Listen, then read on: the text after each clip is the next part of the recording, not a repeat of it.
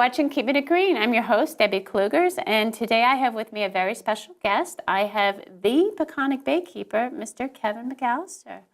Welcome to Keeping It Green. Thank you. Thanks for having me. Thanks for coming back again. You were here a while ago, and things haven't changed too much on the environmental front. We're on an uphill. Still fighting the fight. You're still fighting the fight, and you're doing a very good job. Thank you. You're involved in a lot of different initiatives, and why don't we talk today about something that's coming up soon, which is the Suffolk County Vector Control Program. One of your, something near and dear to your heart. Well, it is, and actually, we got onto this probably in 2001, right on the heels of the West Nile virus appearing in New York City, and the county was actually getting ready to escalate their program. There's two components to their mosquito control program. That's the water management, as they like to call it. It's wetland destruction, and then the AKA ditching. Yes, ditching, Okay. and now they're trying to reinvent themselves with pond building, and I'll talk about that. Okay. And then obviously the pesticide applications, both for larval control as well as when we get into the warmer season, as we are now, for adult mosquitoes that are flying. And they, when the West Nile virus hit, it was a lot of publicity and a lot of public health threat, so to speak. But is there a public health threat, do you think? I don't believe so, and I'm getting out of my realm of expertise, but in fairness to the county, I think when it first kind of hit the Northeast, you know, there was reason like, what are we dealing with? Right, and how big can it get? Exactly. So, you know, I think, you know, again, the response was legitimate, but ultimately, as we're now, you know, 10 years or longer out, it's really kind of waned in a sense, you know, even like across the country. A handful of people got sick from West Nile. Exactly. And there has been a handful across the country over the years. Unfortunately, some deaths, but generally these are probably folks that had, you know, deficiencies in their own health and elderly maybe. Yes, and let's put it in perspective: 40,000 people die every year from the common flu, and yet we gear up and let's just nuke Long Island, Suffolk County in particular, and let's cloak ourselves in we're saving lives with because of West Nile. And we're out in Eastern Long Island, and they come out here and they do an aerial assault of poison on our wetlands. I mean, absolutely. And I've not been informed of this. I mean, I don't get a little notice in the mail to say, FYI, we're going to be, spraying poison from the sky, or their warm weather program basically transitions early in the season. Which is what? What is the season? Basically, I guess April through probably September, relative to pesticide applications. So now we're in the time frame for the larval siding. So we're trying to combat and kill off the larval stage of the mosquito, which is actually in the water. And they use two products. One's called BTI. That's a bacterial agent that ultimately disrupts, I think, the digestive system of the larvae. And more importantly, or of greater concern, is another product called methoprene. The growth inhibitor. Yes, it is. And it's highly toxic to crustaceans because we're dealing with like organisms. It's they're arthropods, spiders, crabs, lobsters, dragonflies. So they can't pick just the mosquito larvae. These are broad spectrum. Poison. So the effectiveness on the mosquito larvae also holds true for our shrimp, our crabs, and our lobsters. And I also read that they're slightly toxic to birds and more toxic to fish, these chemicals as well. So what is the county thinking when they're just spraying this stuff, blanketing it across our wetlands? Well, let's be honest. This is not about West Nile. It's always been about nuisance control. So for the people to feel better that they don't have mosquitoes in the yard or down by the wetlands. They don't want to swat mosquitoes on their expensive properties. Waterfront properties or beyond, and we don't want to swat mosquitoes. So, the county's very coy in saying, well, this is all about controlling West Nile and protecting lives. In fact, it is about nuisance control. And they receive hundreds of calls every year. The mosquitoes are unbearable in my neighborhood, and what are you going to do about it? Now, isn't there natural, like the dragonflies, they eat up the mosquito larvae, but they're being also targeted as well. And Indirectly, yes. Right, then there's these little fish that do really well eating mosquito larvae. What about like a biological natural control rather than this poison assault? With respect to the collateral damage, I mean, I've gotten calls from Fire Island community after, and this is probably the adulticides, which are highly toxic to fish and other organisms, but, you know, they will pull their killie traps, you know, for live bait, and everything's dead. Wow. In other communities, you know, I've gotten the reports of dead dragonflies after spraying events. So we are killing important insect life. Just like any pesticide. Yes. It doesn't just get what you're trying to get. It gets anything susceptible to it. And when we get into the winter season, and this is just archaic, the practice of ditching. There's on the order of about 17,000 acres of tidal wetlands in Suffolk County.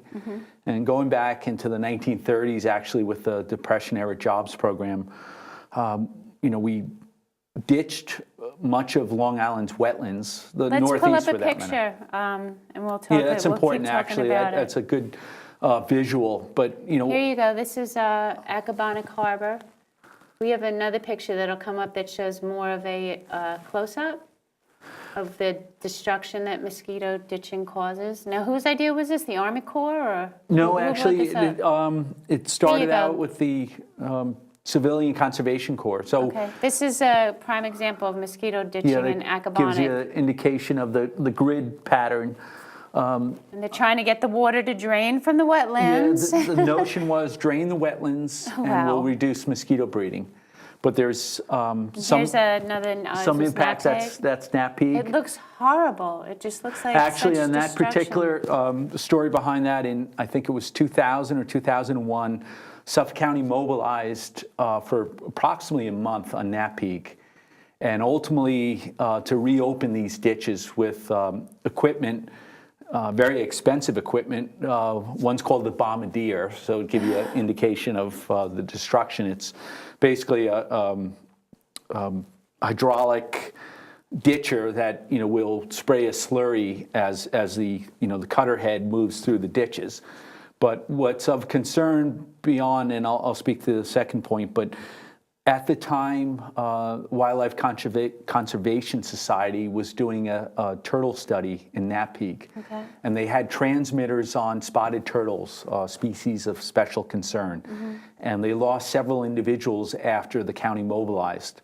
So the you know, the perspective is that the ditching itself, because of the cutter, actually destroyed these animals as they were, you know, mudded down for the winter, you know, as you know, as they do. They look very destructive to anything that wanted to live in those areas. I mean, it doesn't look very. No, it's unfortunate, hospitable to life.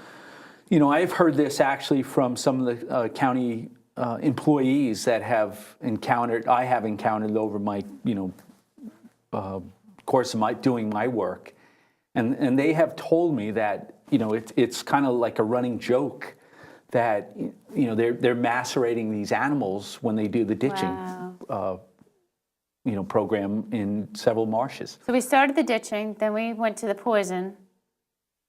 It's a full cycle. So wintertime is the ditching, and we're still ditching. We're opening up ditches still? Well, what they're doing now, and the big concern, which has been certainly established by Stony Brook University, the ditches act as conveyances for stormwater and other pollutants. Now, this was your hypothesis years ago. Yes, it was. And it took Stony Brook years to get the science up to go, hey, Kevin was right. That's correct. And so now, are we going to close those ditches up? Or? No, I raised this with the county when they were doing an environmental impact study around their program, and it was actually dismissed out of hand. You know, the notion that these ditches are conveyances, but silly. Stony Brook substantiated this, you know, hypothesis, if you will, and you know, it's, in my opinion, very academic. You're dealing with, a down gradient flow, so there's drainage. Sure. And neighborhoods and roadways, as they drain stormwater, fresh water off the land, or for that matter, even wildlife in the marsh itself, is going to be, the bacterial loads are going to be conveyed. It's just it's a river. Yes. I mean, the wetlands are supposed to be filtration. They're like the Wetlands kidneys are of the kidneys of the bay. Right, Thank you. and so it's supposed to, get rid of some of that. Anything it can be mitigated, but when you have a ditch directly straight out, shot, it's high tide in, low tide out, and ultimately Stony Brook confirmed that there are high levels of both nutrients as well like as nitrogen, yes, as well coming as bacterial from loads, septics and coming from these ditches. So the whole program's archaic. The county was in a way convinced that this was a destructive practice, and you look at these photos, you consider 17,000 acres. I mean, there are, I believe, on the order about 700 linear miles of ditches in our wetlands. I went on Google Earth where I pulled up some of these images, and they're all over the place. You see these lines all over the island, and it seems most really people, they look at destructive. that, they have no idea what they are. That's why I wanted to show the picture. And we started this practice probably in the 30s, and we're perpetuating it, and it's time to stop. And ultimately the county, through the county executive, has acknowledged the destructive nature of this practice. But vector control is trying to reinvent themselves, and now they want to create ponds. And they had a demonstration project up in Wertheim National Wildlife Refuge up in Shirley, that they're claiming, we really reduce mosquito populations. By creating ponds. Why? So, what are the ponds do? Within the wetlands themselves, there are depressional areas called pans. And ultimately that shallow water are the breeder sites for mosquitoes. Okay. So instead of, ultimately, I guess their logic is, well, if we create deep water out of these depressional areas, then ultimately we'll reduce the mosquito populations. What, they can't breed in the deeper?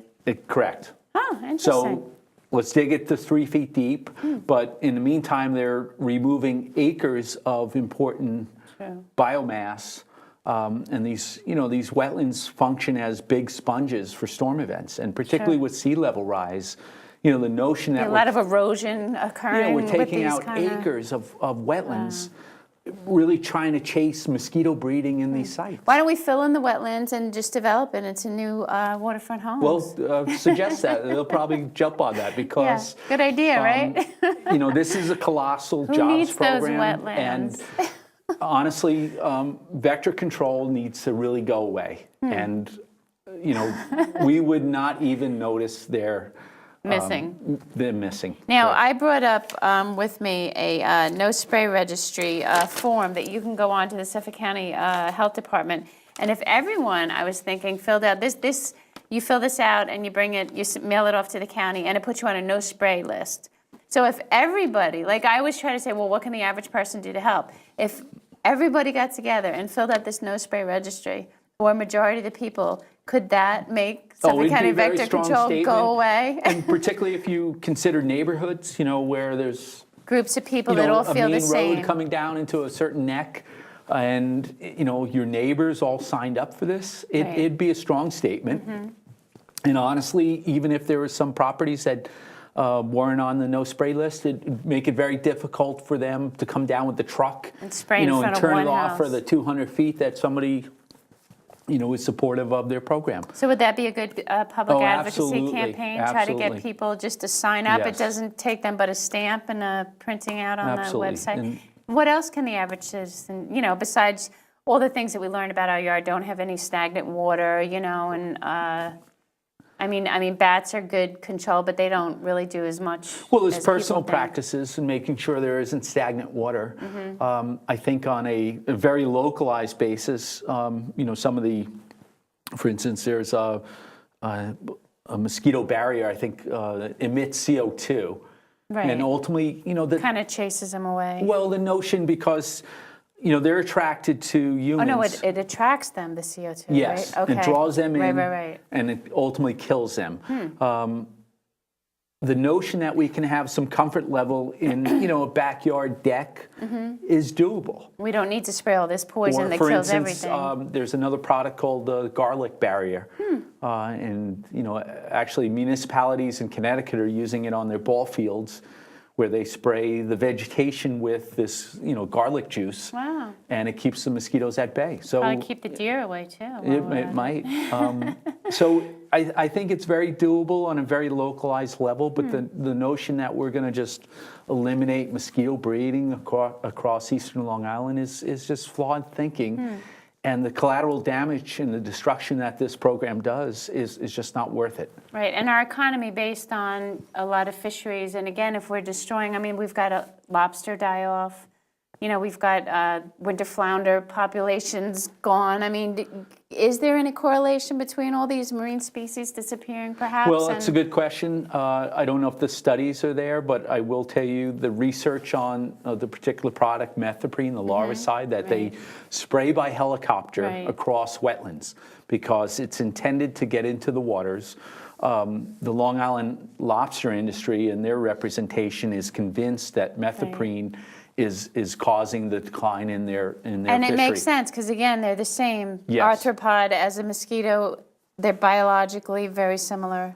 I read the research that's coming out of some very credible academic institutions, and they make the correlation from this product to basically the kill effect on blue crabs and lobsters. And honestly, the impact is staggering. And granted, this might be considered laboratory analysis, but you put it in real time. It's hard to quantify, too. It's hard to quantify, but we've had testimony from local baymen that talk about watching the spray events and then pulling their crab pots, and it's all dead animals. So what about a class action on behalf of? I would love to do. You're good at that. I would love a class action, and I think it's. We've litigated against the county. We've demonstrated that they've been careless with these adulticides, which are highly toxic to fish. And I can tell you this: we had real time. It was GPS coordinates and. Like mowing the lawn back and forth, it showed the flight path of the helicopters with the outriggers that are spraying the poisons. And they're actually out over water, over the creeks and open bays when they bank these turns, and they're still discharging pesticides. Now, what if there's like kids playing and parents and people down at the beaches? We've heard stories of actually there were monitors. Do they do it at night? Like, how do they? It's generally later in the day, but for instance, piping plover, there were monitors that actually got sprayed on by the county as they were checking on nests. Wow.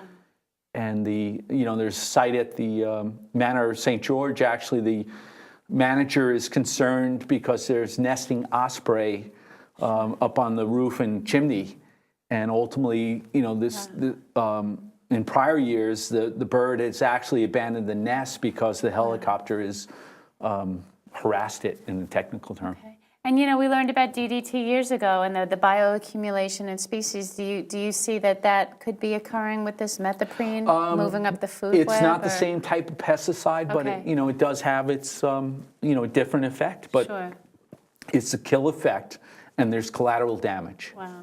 And again, I will repeat this: it's not worth the trade-off. Right. For theoretically swatting a few less mosquitoes to. The public health threat is not there. That it's not what Suffolk County is trying to make us believe. This is nuisance control at the core. It's about people being, not being happy about mosquito populations in and around their yards, and demanding that the county deal with it. But there are things on a personal level that people can do. Like you said, there's home units that emit CO2, which may or may not be, a little bit more CO2 in the atmosphere. I'm sure people can come back with that. And there's trade-offs. But I think, we've gotten out of control with pesticide applications, both on a very localized residential scale. I mean, I drive down my neighborhood. You said there's those signs every couple of houses. Every second or third house, has the yellow signs. My neighbor sprayed for ticks and inchworms. I'm like, well, you're not only going to get ticks and inchworms, you're going to kill everything. I mean. You remember Rachel Carson's book, Silent Spring? Yes. And it's just funny how we repeat the same mistakes. It's full circle. Yeah, here we go again. This is, I think, written back in the 60s, talking about ultimately the increase in pesticide use, across the country. Right. And they noticed it through dead birds everywhere. And what it's doing, osprey, bald eagle, pelicans, all the fish eaters. I think they first noticed it in the little robins at the university, because they were eating the worms, and then they, put together the.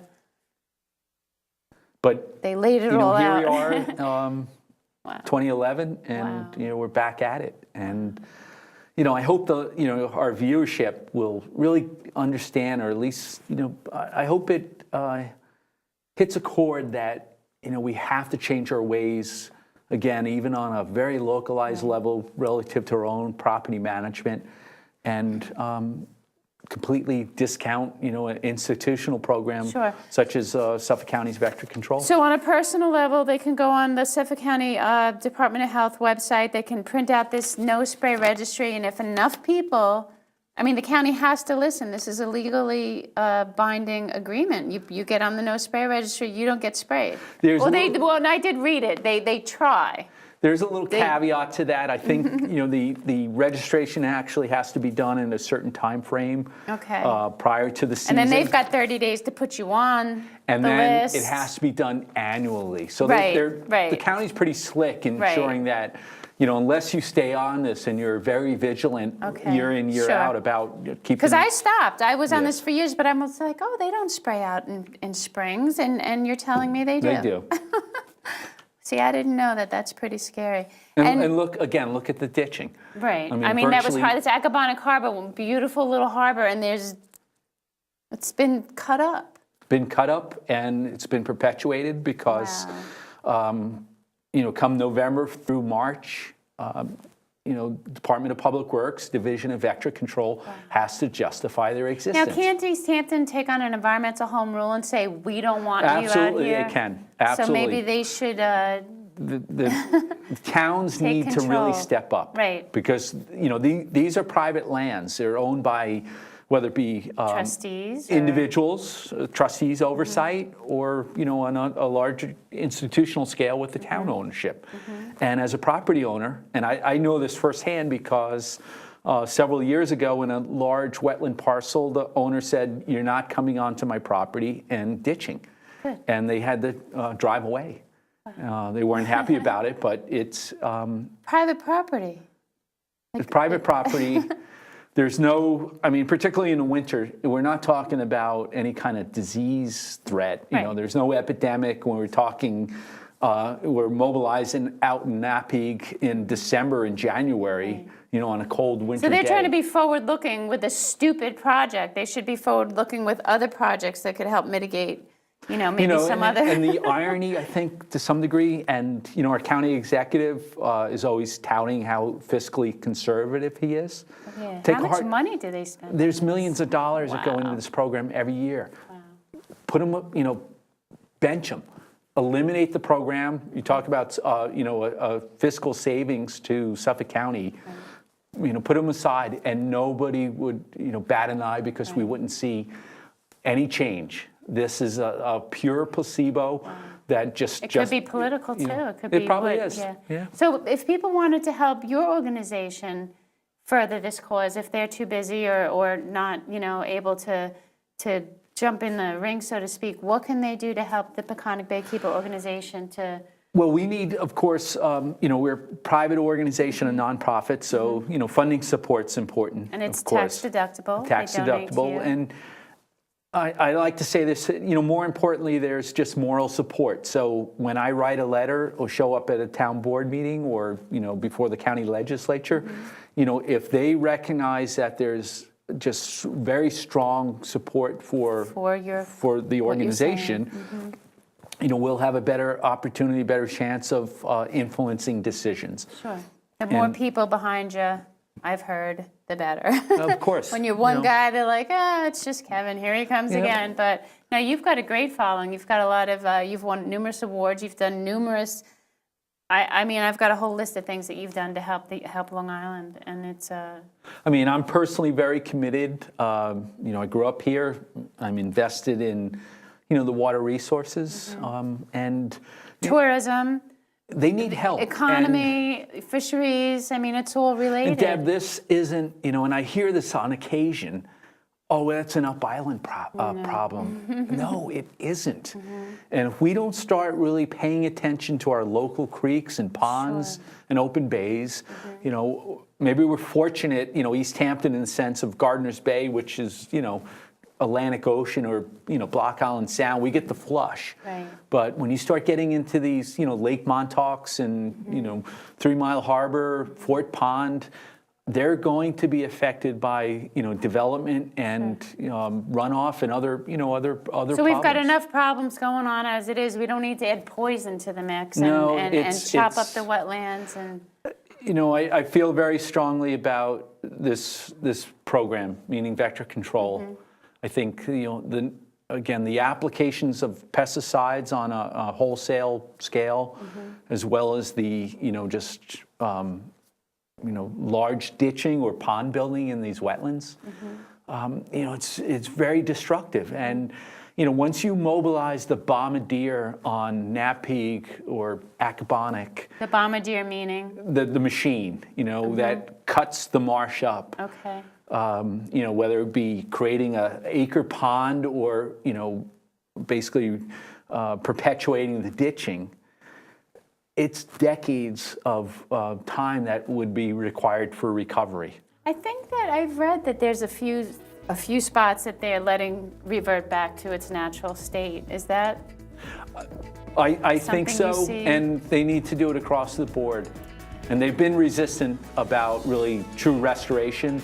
I know East Hampton Town's been very progressive in some of the ditching projects, to really, I think, accelerate some of the restoration of these ditches naturally through We got to go. We're going to talk again. Thank you, Kevin. Thank you. Thanks for having me. All right.